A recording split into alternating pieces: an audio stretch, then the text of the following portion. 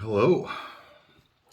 So, usually when I make these videos, I've got this sense of trepidation, like, who do I think I am making something like this? But this week, I met a great old guy. Not old guy, it's not fair, older gentleman. Smart, articulate, knew what he was talking about, no shyness whatsoever. He was very open. And when it came around to what I think about, what I do, I stammered, I stuttered, I said, I really got to get back to work. And that set me off on a personal rumble. That's a term Brene Brown uses. But for what was the rest of the week, really, what do? I think nonstop about things like this. I'm going to define consciousness today.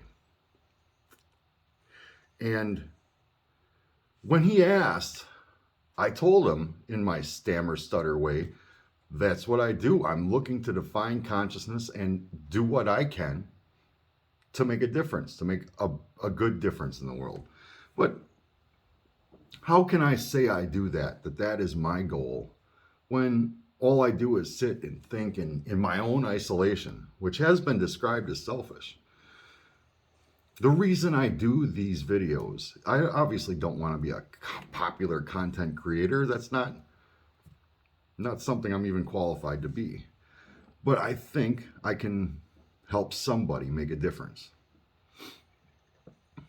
Now, we live in a world where understanding what consciousness is and having power gives you enormous amounts of control. Enormous amounts of control. And not knowing what consciousness is just makes you vulnerable.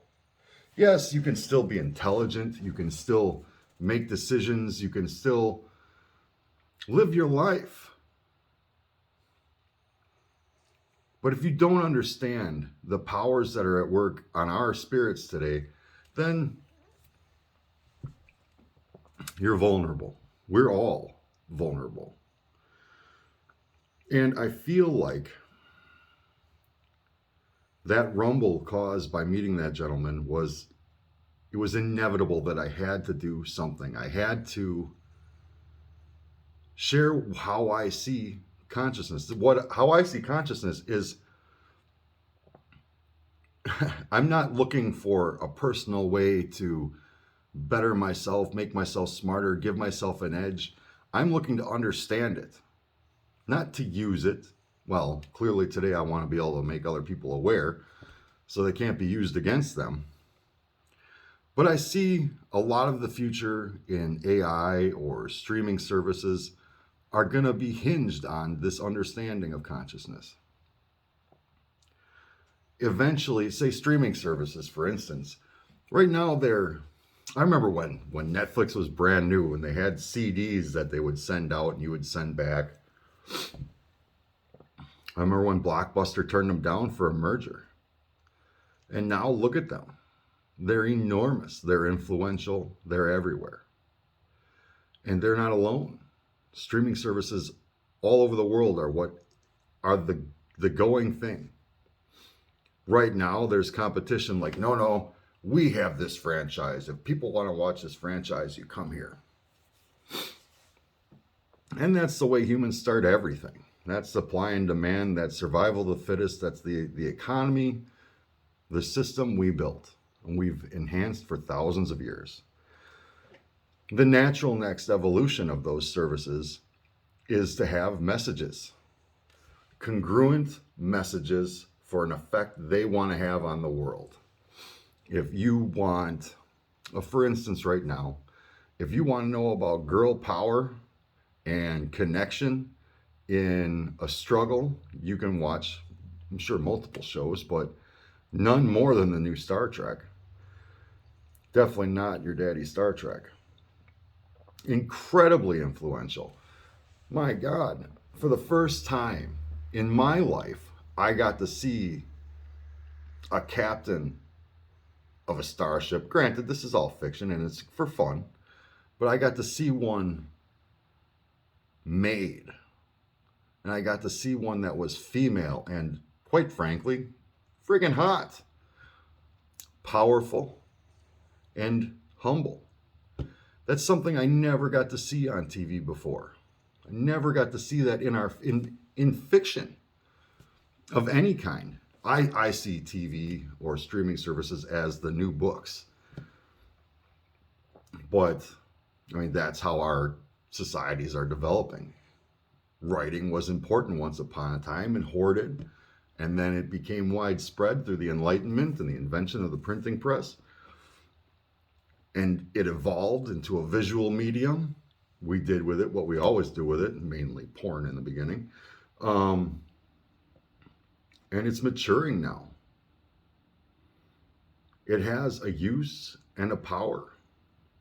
One day it will have hand-picked mimetic method to it.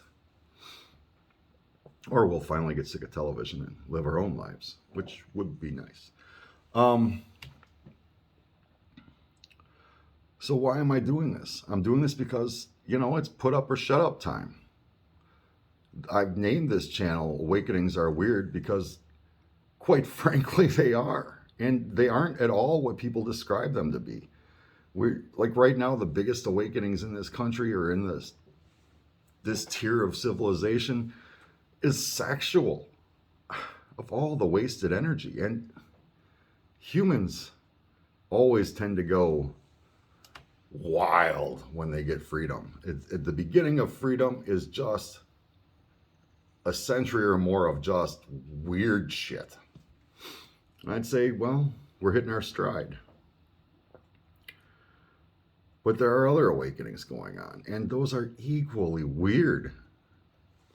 I'm going to define consciousness for you today. Yes, it is my definition of consciousness. It is my working definition of consciousness. That means when I am meditating at work or at home or I try to do it in the car, but to be honest, there's too many other people around, and I'm my worst self when I'm driving.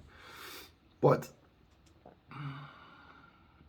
it's not just my working consciousness, my working definition.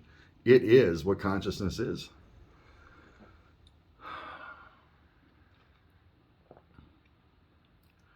So, the definition. Consciousness is an organic... Oh my God, I knew I was going to stutter when I started to do this. It's crucial for me, so it's important to me. It's an organic process, mimetically driven,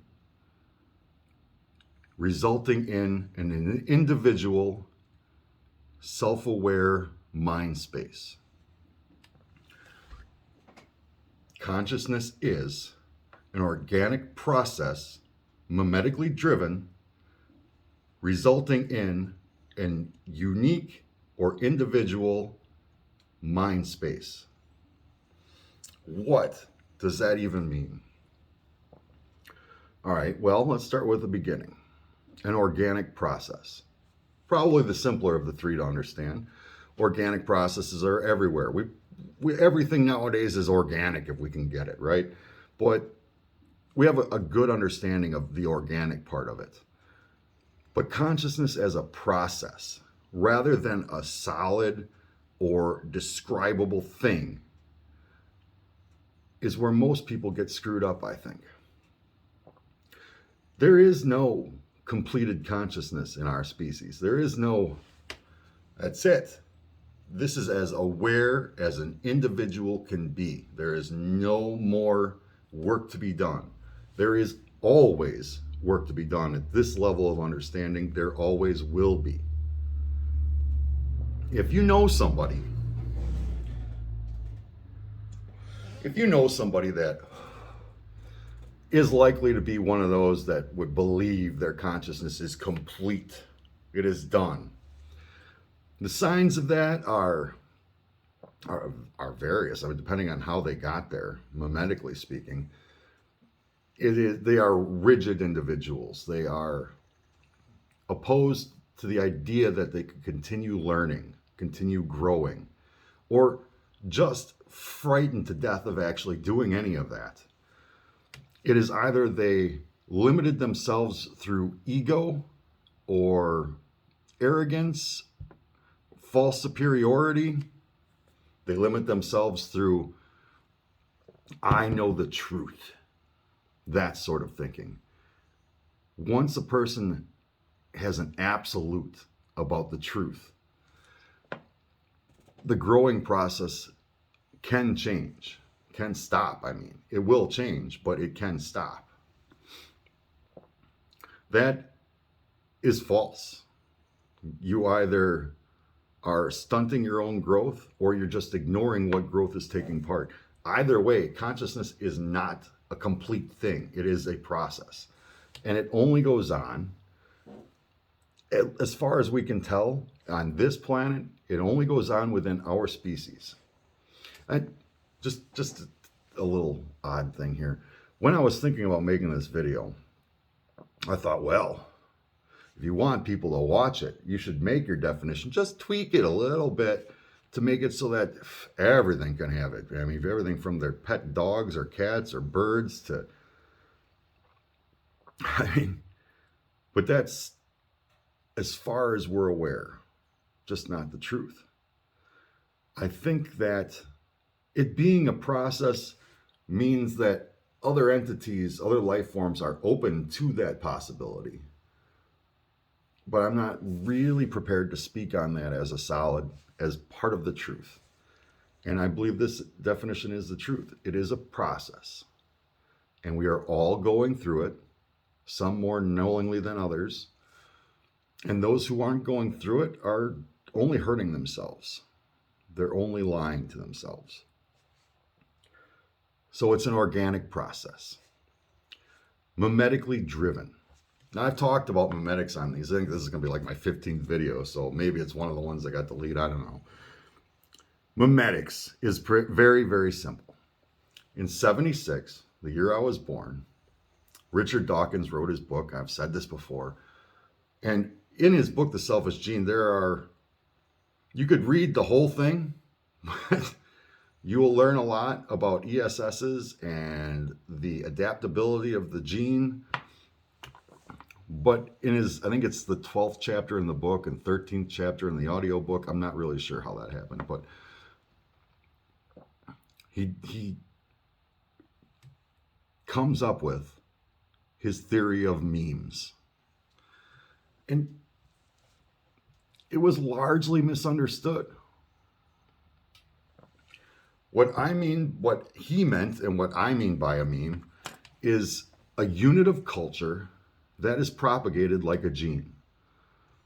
It is intellectual property. It is your parents' wisdom.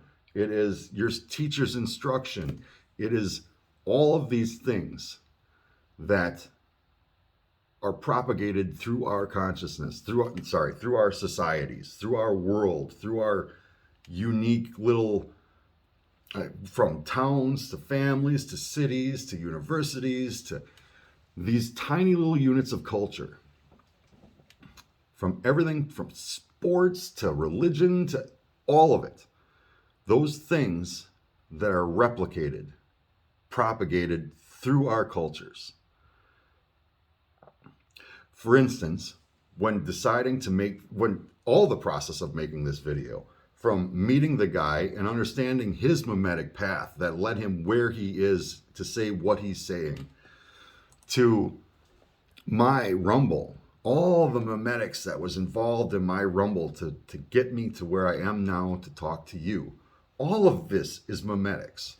It's all things I have learned, embraced, or grudgingly embraced, or all of these things that happen in my mind space, in my reflection, in my thinking, in my ability to solve problems, in my abilities to take action or decide what actions are best. When I consider them internally, I am using my mimetics, the things I have learned and replicated within my mind space. That is mimetics. these things in our cultures that are replicated. Sugar is good, I suppose. I mean, it's everything. It's everything from Jesus saves to greed is good. These are memes. This is memetics. This is how we propagate progress. It is what has led to this enormous wealth of data that we now have. That is memetics. Memetically driven. Your organic process, our organic process, is driven by these things that we learn and embrace or reject or codify, or that is what drives us to grow, or even what stops us from growing. Because it's the same thing. Memetics are the same thing that stop that individual from, that tell that individual, I'm done. This is as far as I want to grow. Those are their memetics. Resulting in an individual mind space, which is what I'm still talking about. Inside our brains, as we go through life, we take things in, we identify with things, we reject things, we embrace or vilify all of these units of culture. We combine them uniquely in our own minds. You and I could have exactly the same experiences and have different memetic paths because we have rejected or embraced different aspects of our experiences. Those are the memetics. That is our mind space where it takes place. That is consciousness. Understand that the organic process of this can be manipulated. It can be manipulated by us. It can be manipulated by people we respect, people who have power over us, or just people we allow to have influence over us, like streaming services, or pastors, or books, religious books, scientific books.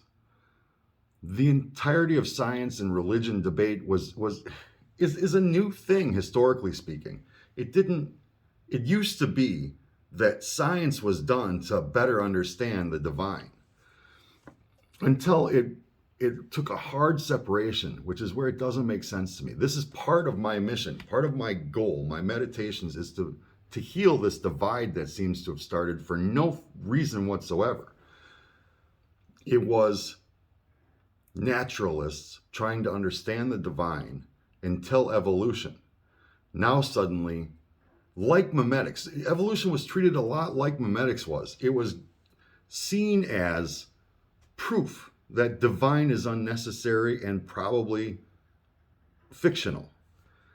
But it never had to be that way. The same with memetics. The discoverer of memetics, Richard Dawkins, went straight on a tear. This is proof that religion is false. We should have militant atheism, which is just another religion. Onward, atheist soldiers. We now have proof, is the way it was seen. And that's not true. It's not true at all. Because as I have shown on another video, if anything, if there is God, if we are created, God's language now, I don't know what his language was originally, but his way of communicating with us now is through memetics. When you say God is the Holy Ghost or whatever the hell is working on you and wants you to do something, those are memetic things that it's doing. It's things that happen in your life, the way you take it, the way you reflect on it. All of that is your memetics. That is how, if there is God, if he does talk to us, memetics is the language that any higher power would use to speak with us. That's how, if there is a higher power and that higher power wanted a book written, memetics is how we would do it. And in the same year, in 1976, Julian Jaynes came out with his theory of the origin of consciousness in the breakdown of the bicameral mind. Essentially, great book, well worth a read. Essentially, we were one way, bicameral human beings. We didn't have the kind of consciousness we have today. But to him, that consciousness was inevitable once population grew and language was invented. Language is one of the best examples of memetics I can think of. It is all replicated units of culture. It is all accepted and spread like a gene. It is mimetic. So essentially, if they had collaborated, Dawkins and Jaynes, in the same year, the year I was born, 1976, they would have understood that consciousness is not a result of language. Language is a result of memetics. Consciousness, as we now know it, is a result of memetics. The force behind it and pushing it is all memetics. It's all the memes. And you can laugh. I mean, most people nowadays only understand memes in the Facebook way. But you could even look at those. Every one of those, whether it's humorous, serious, sad, insightful, inciting of anger or struggle or conflict, all of those are a great example of what happens in your internal mind space when you take things that have influenced you or things that you have rejected and you make your decisions, you decide who it is you want to be, how you want to be, who you want to be. That is all driven by memetics, whether or not you saw them on Facebook or not. This is our consciousness.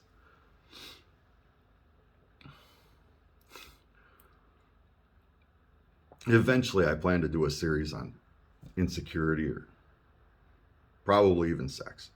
But I've still avoided those subjects because what is the point of explaining of talking about those things when I hadn't covered this base yet?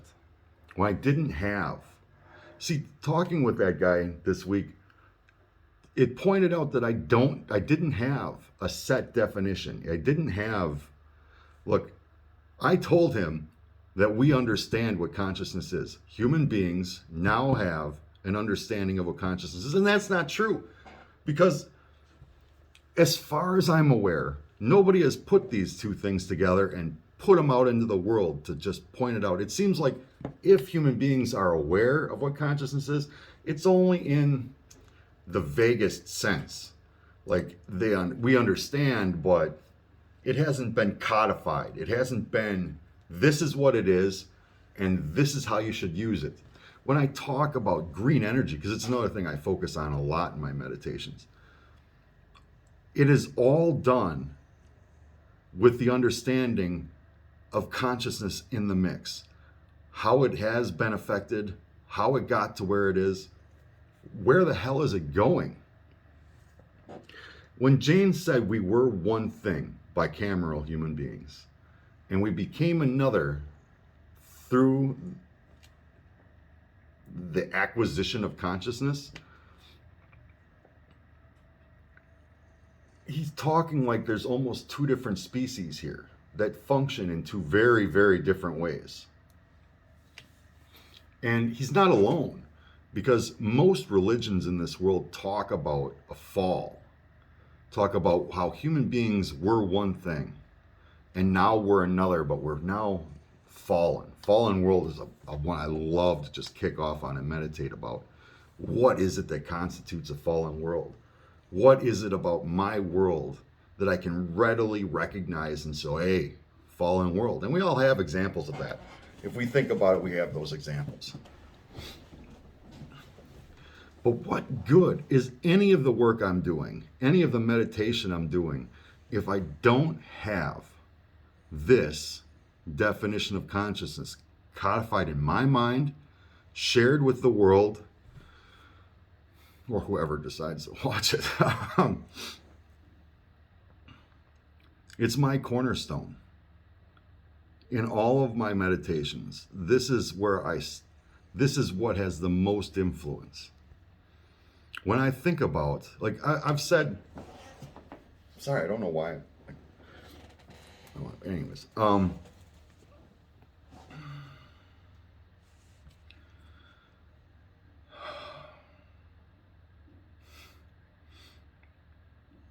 what good is it for me to do one of these videos on insecurity if understanding the way in which insecurity works its way into our consciousness, mimetically speaking, that's what drives all of us. That's what drives us all in our internal mind space. What good is it if really the only solution I come up with for anybody dealing with their insecurities is some motivational things to say or a method or whatever, like countless late night infomercials have done. If you don't have an understanding of this, if you don't know what it is that makes you you, then I can't help. Nobody can really help.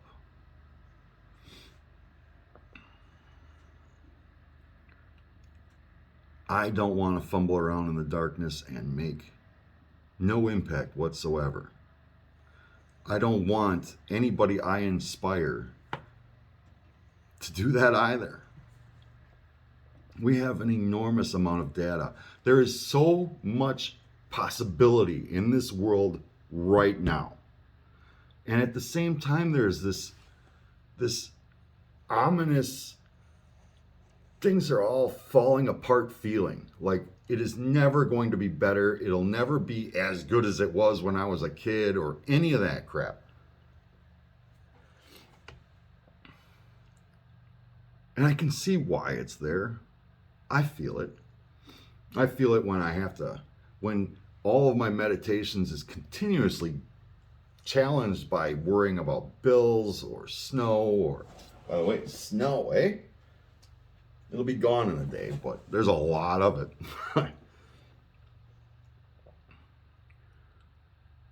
If anything, the structure of the society we've built it seems to be very distracting, very opposed to personal growth. There's personal growth everywhere. Living my best life, which is a terrible freaking meme. It's like every time I see a meme on Facebook or on social media anywhere that says, I'm living my best life with a freaking fancy car or good clothes or nice watch or perfect hair, all I think about is that is the cockroach way to live through life. When they say nuclear war will be survived by nothing but cockroaches, they're a way to be a human cockroach.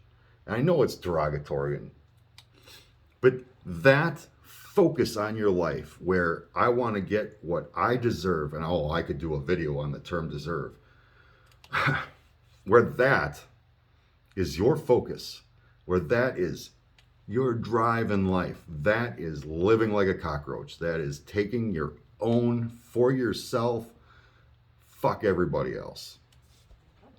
Oh, can you say that on here? Whatever. What a world, huh? Remember when I was a kid, they couldn't even say that on TV. It'd be like, beep.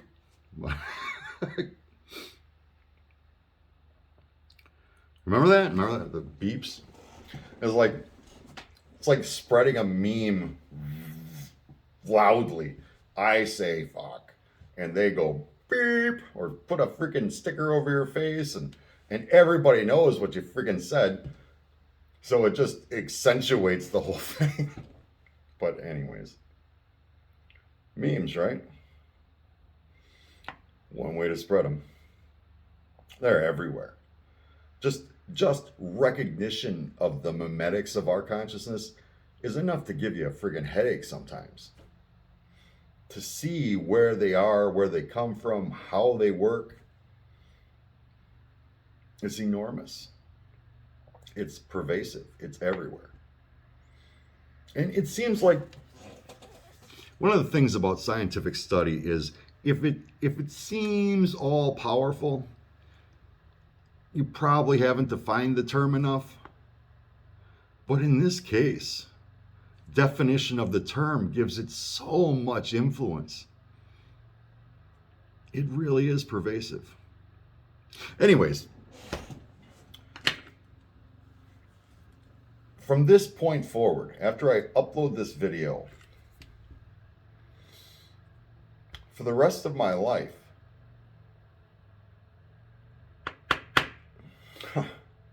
see, right now I'm thinking, when somebody asks me if we understand consciousness, I'm going to say yes, and I have proof because I uploaded it on YouTube. The danger in that is arrogance. You see the mimetics, how they interplay? I have done a thing, and if I'm not careful, and I allow an arrogant string of mimetics into my thinking going forward, I could be a total douche. And I don't think that this process can be done by being that. I think if anybody does this, so if you're watching this and you say that's a good mission, I think I'm going to adopt that. Understand that as soon as you let those arrogant mimetic strings into your thinking and embrace them, you're not doing us any good anymore. Confidence, maybe. It's something I really lack and should get into, but arrogance is very dangerous to somebody with this kind of understanding. It's very destructive. It's selfish. And mimetic strings are kind of funny. You can almost forecast them. It's a bit like weather forecasting. But because there are so many influences and so much power out there that you could give a good approximation of what way a mimetic string will go and try to limit it. It's like red flags will go off once you start thinking like this. Keep the arrogance out. Confidence is good. If you can find a way to get confidence without the arrogance, I highly recommend that. I'm still looking for that. I'm pretty sure that would require a team or at least a partner. A love, maybe. I don't know. But arrogance is probably my biggest red flag for this. And if you are stuck like me, I don't say I'm stuck. I've got a really good boss now. I used to be stuck. I had terrible bosses, coworkers that could have been amazing, but they were stuck in this environment where they had to do what they had to do. And now I'm not in that anymore. Now I'm in an environment where I can take my physical labor and turn it into a meditation. I can't tell you how fast a day goes like that. So consciousness is an organic process, mimetically driven, resulting in an individual mind space. Now, that's pretty much the end of my definition here. I just want to talk about some what ifs, because apparently I'm in the mood to talk. My nose is itching and I don't know, but I'm in the mood to talk anyway. What does this mean? How does this have any relevance with some of my other work? Like green energy. I'll probably do a separate video on this, but I just feel like talking. If I could change something about the green energy movement that we've got in the world today, I think I would change the focus of it. I've talked a lot about how we should terraform our planet, change it regionally. The problems with that is all property and ownership and individuals and rights.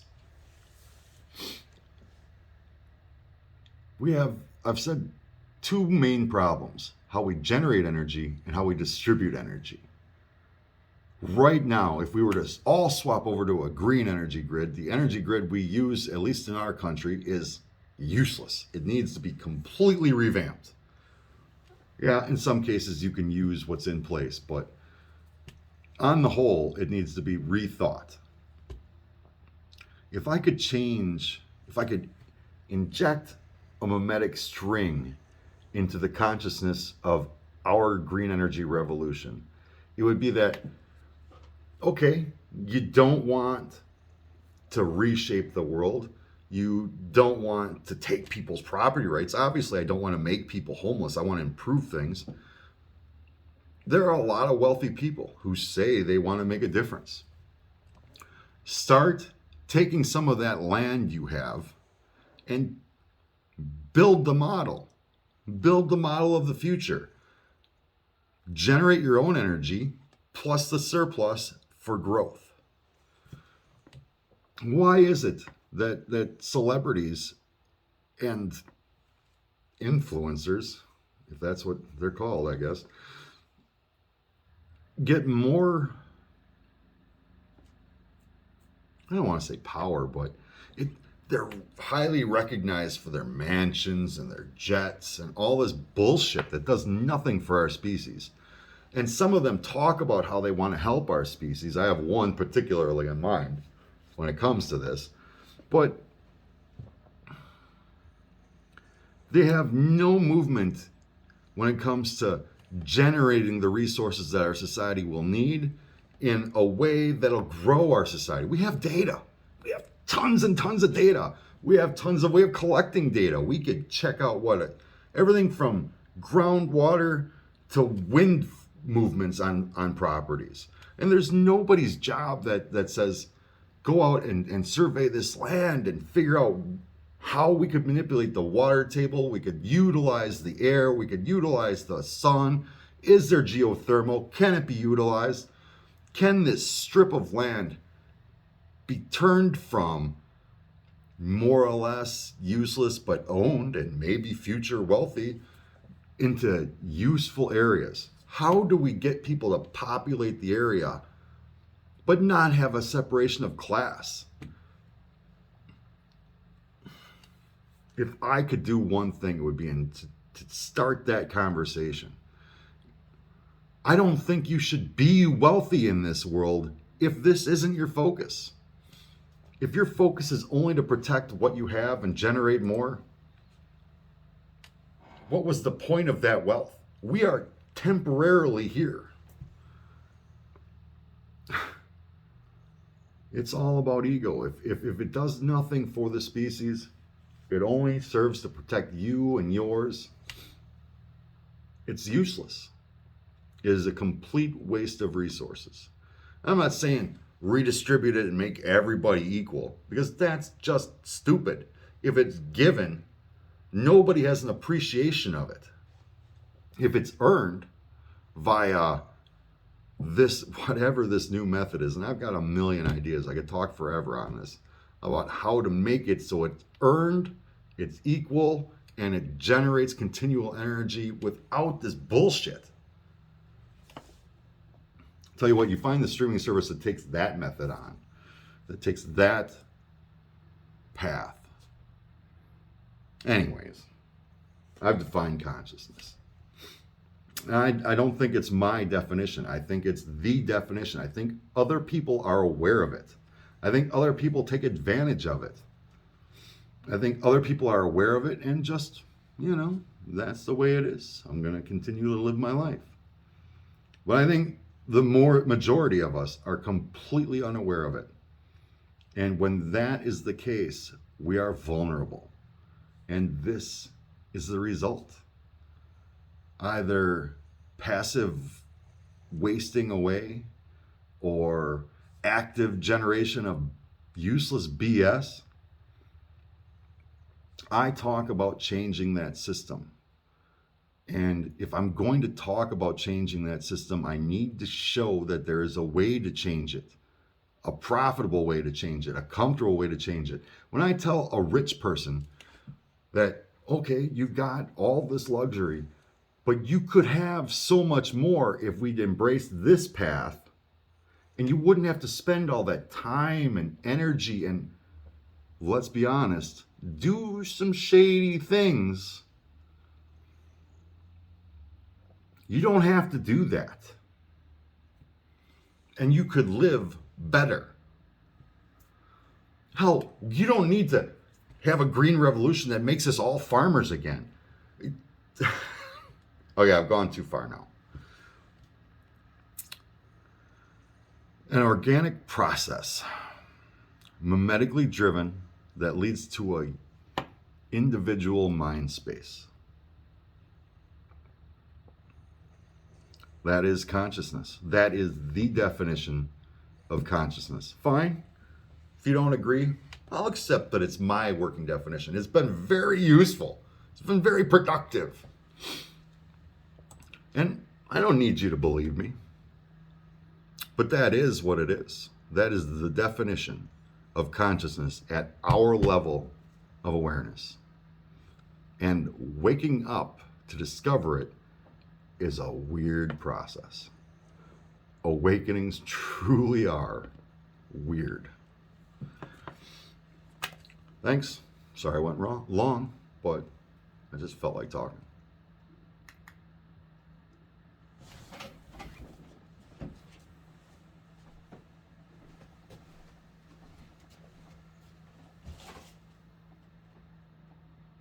Oh my God!